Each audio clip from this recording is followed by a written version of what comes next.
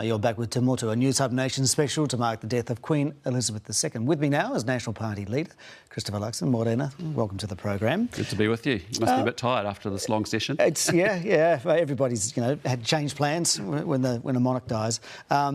You said that the Commonwealth had a sense of security throughout the reign of Queen Elizabeth. What do you think the Queen's legacy is to New Zealand? Oh, look, I mean, she's given New Zealand incredible stability, and I think she's just an incredible leader. I've met a lot of world leaders and business leaders or political leaders, and the thing you're always looking for is do you find someone who carries himself with personal humility and has huge professional will and determination for what they're doing. And she's woken up each and every day with tremendous mission and purpose to serve her people incredibly well.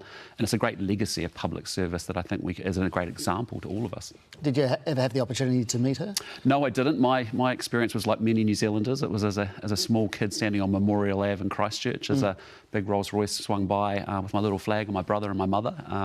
As she went to the Commonwealth Games. But a lot of people I know who have met her just said that she made them feel at ease. Does it mean anything different to New Zealand that we have King Charles now?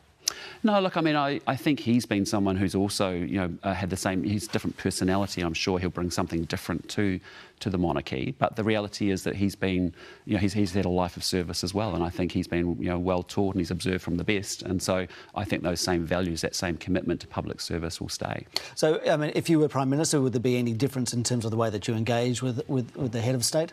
No, I don't think so. No, I think it's more continuity and carrying on. Yes, it's a tremendous passing and a tremendous loss that we'll be feeling, but equally it's a new beginning for King Charles, and we'll be, and as you've seen, everything just continues through.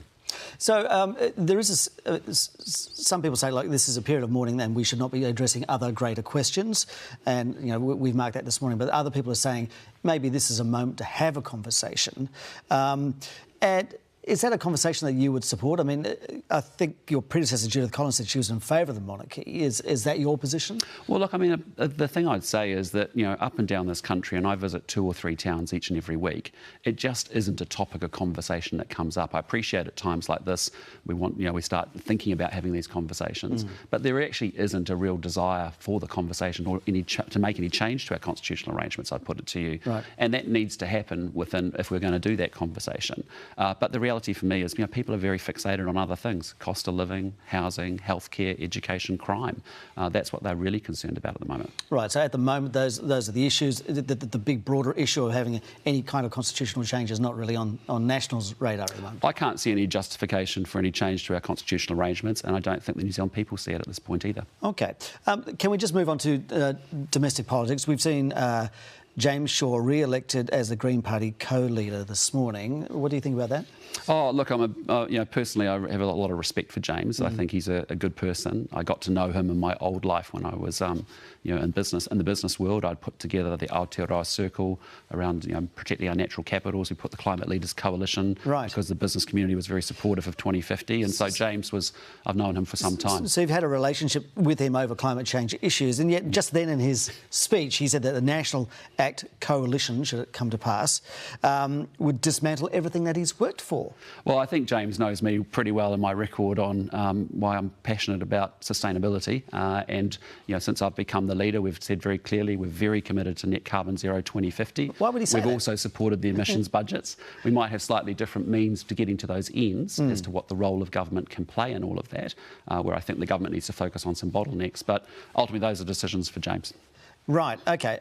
Would you read that kind of comment as him saying it's the first day since he's been re-elected, the first day of his campaign for next year, and he's drawing the lines already? Look, I mean, I just put it out there. I mean, those are questions for him. All I can tell you is that the National Party is deeply committed to our environment and climate change.